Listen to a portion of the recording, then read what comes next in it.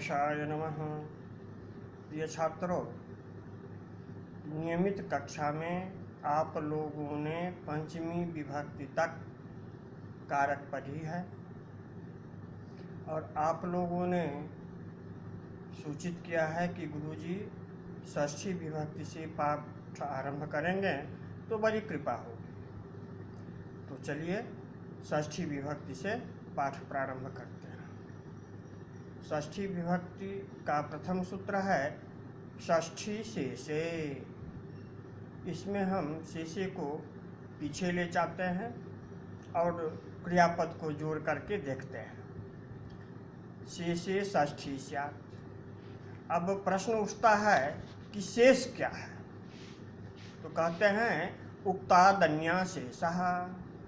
उक्तात् अन्यः शेषः, उक्त से जो अन्य हैं, कहे गए से जो अन्य हैं वे शेष हैं। तो क्या कहे गए हैं? तो वृत्ति में कहते हैं कि कारक प्रातिपदिकार्थ व्यतिरिक्तः स्वस्वामी भावादि संबंधः शेषः तत्र षष्ठी। अब स्वस्वामी भावादि संबंधः शेषः स कीदृशः?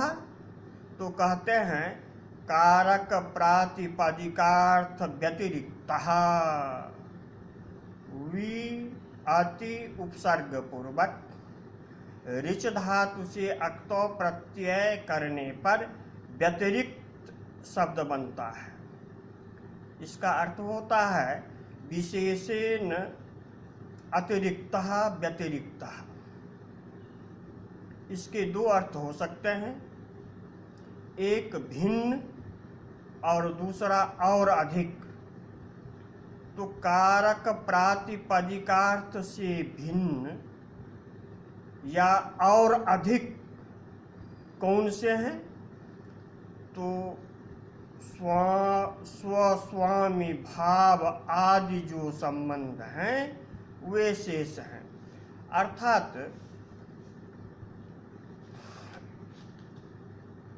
प्रातिपदिकार्थ लिंग परिमाण वचन मात्रे प्रथमा, संबोधने प्रथमा इत्यादि से प्रथमा, द्वितीया, तृतीया, चतुर्थी, पंचमी, सप्तमी आप आगे पढ़ेंगे। इससे अतिरिक्त जो बचते हैं वे शेष हैं। अर्थात संबंध शेष है और शेष में षष्ठी विभक्ति होती है। तो संबंध तो अनेकों तरह के होते हैं। षष्ठः संबंधः, ऐसा शास्त्रों में कहा गया है। अनेक संबंध हैं। तो यहाँ हम उदाहरण के लिए 3 संबंध लेते हैं। एक स्वस्वामी संबंध, दूसरा जन्य जनक भाव संबंध और तीसरा अवयवावयी भाव संबंध। ये तीनों संबंध बहुत ही प्रसिद्ध हैं। तो उदाहरणार्थ राज्ञः पुरुषः, यहाँ स्वस्वामी भाव संबंध है और स्वस्वामी भाव संबंध होने के कारण अप्रधान से षष्ठी विभक्ति होती है, क्योंकि प्रत्ययार्थस्य प्रकृत्यर्थं प्रति प्राधान्यात् अप्रधानादेव षष्ठी, ये बात कही गई है। प्रत्ययार्थस्त्विह पुरुष विशेषणम, तो अर्थ होता है कि राज निरूपित सेवकत्व संबंधवान पुरुषः, ये अर्थबोध होता है। तो पुरुष यहाँ प्रधान हुआ और राजा यहाँ अप्रधान हुए। पुरुष के अनुसार क्रिया का अन्वय होता है, राजा के अनुसार नहीं होता है, क्योंकि वे अप्रधान हैं। यदि हम ऐसा करेंगे कि पुरुष निरूपित सेव्यत्व संबंधवान राजा, ऐसा अर्थ करेंगे। सेव्य सेवकत्व भाव संबंध करेंगे तो पुरुषस्य राजा ये भी कह सकते हैं। अब चलते हैं पितुः पुत्रः। यहाँ जन्य जनक भाव संबंध है और प्रधान पिता हुए, इसलिए उसमें षष्ठी विभक्ति हुई है। अब अवयवावयी भाव संबंध, पशोः पादः, पशु का पांव, तो पशु अवयवी और पाद अवयव। यहाँ अवयवावयी भाव संबंध में पशु और प्रधान से षष्ठी विभक्ति हुई है। अब आगे कहते हैं कि कर्मादीनामपि संबंध मात्र विवक्षायां षष्ठेव सतंगतम सर्पिशो जानीते मातुस्मरति एधोदकस्योपस्कुरुते भजे शंभोश्चरणयोः फलानां तृप्तः। तो जहाँ कर्मादि कारकों की अविवक्षा करके षष्ठी विभक्ति विधान की जाती है, उसके संबंध में कहते हैं कि कर्मादीनाम अपि संबंध मात्र विवक्षायाम, कर्मादि कारकों की अविवक्षा और संबंध की विवक्षा में षष्ठी विभक्ति होती है। उदाहरण देते हैं, सताम गतम, यहाँ भाव में अत्व प्रत्यय है। सत संबंधी गमनम, यहाँ कर्तृत्व की अविवक्षा में षष्ठी विभक्ति है। कर्तृत्व की यदि विवक्षा करेंगे तो अत्व प्रत्यय तयोरेव प्रत्यक्तः खलर्थाः एते भाव कर्मणोरेव स्युः इत्यादि नियम से कर्तृत्व विवक्षा में सद्भिः गतम, यहाँ तृतीया विभक्ति होगी। उसी तरह से सर्पिशो जानीते, यहाँ कर्णत्व की विवक्षा में षष्ठी विभक्ति हुई है। सर्पिशा उपायेन प्रवर्तते इत्यर्थः। कर्णत्व की अविवक्षा में संबंध विवक्षा करते हैं और उसमें षष्ठी विभक्ति लगाते हैं, सर्पिशो जानीते। मातुस्मरति, कर्मत्व विवक्षा में, कर्मत्व की अविवक्षा में यहाँ षष्ठी विभक्ति की गई है। कर्मत्व की यदि विवक्षा करेंगे तो मातरम स्मरति, षष्ठी की विवक्षा यदि रखेंगे तो कहेंगे मातुस्मरति, मातुः संबंधी स्मरणम।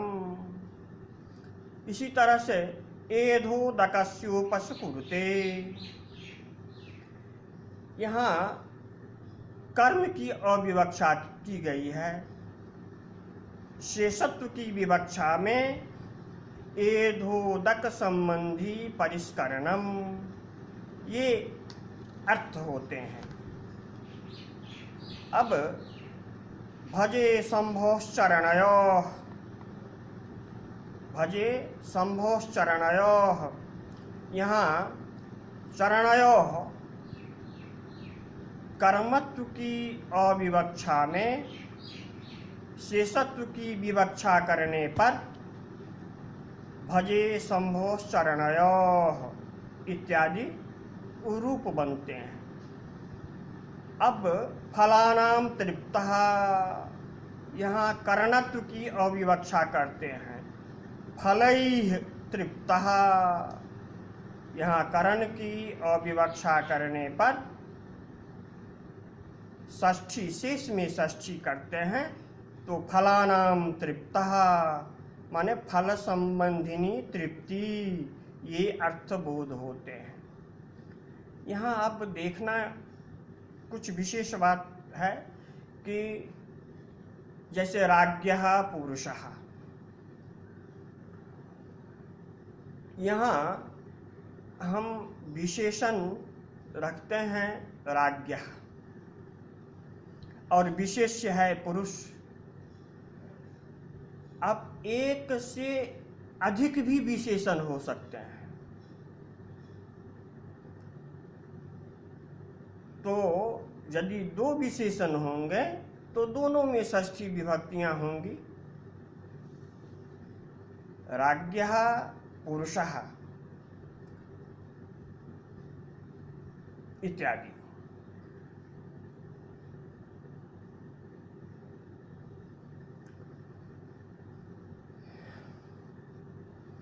अब आगे चलते हैं। षष्ठी हेतु प्रयोगे, हेतु शब्द प्रयोगे हेतु द्योत्ये षष्ठी स्यात्। अन्नस्य हेतुर्वसति। यहाँ कहते हैं कि षष्ठी हेतु प्रयोगे अर्थात हेतोः प्रयोगे हेतु प्रयोगे अर्थात हेतु शब्द के प्रयोग में, और यदि हेतु द्योतित हो, प्रकाशित होता हो, तो षष्ठी विभक्ति होती है। अन्नस्य हेतुर्वसति,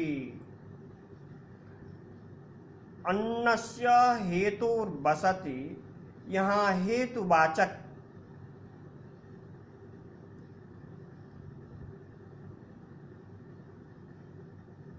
अन्न है,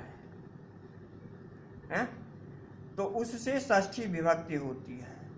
यहाँ हेतु तृतीया से तृतीया विभक्ति की प्राप्ति थी, उसको बाधन के लिए यहाँ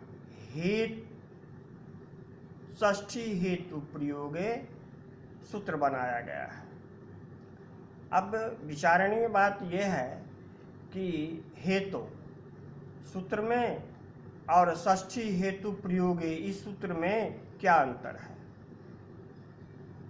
तो वहाँ कहते हैं कि हेतु द्रव्यादि साधारणम निर्व्यापार साधारणम च हेतुत्वम, करणत्वं तु क्रियामात्र विषयं व्यापार नियतं च। वहाँ प्रयोग से हेतु दर्शाया जाता है। दंडेन घटः, पुण्येन दृष्टः इत्यादि। परंतु यहाँ हेतु शब्द का प्रयोग करना पड़ेगा। अन्नस्य हेतु, इसीलिए कहते हैं कि हेतु शब्द के प्रयोग में हेतु यदि द्योतित होता हो तो षष्ठी विभक्ति होती है। तो आज का पाठ इतना ही। अल्पारंभः क्षेम करा।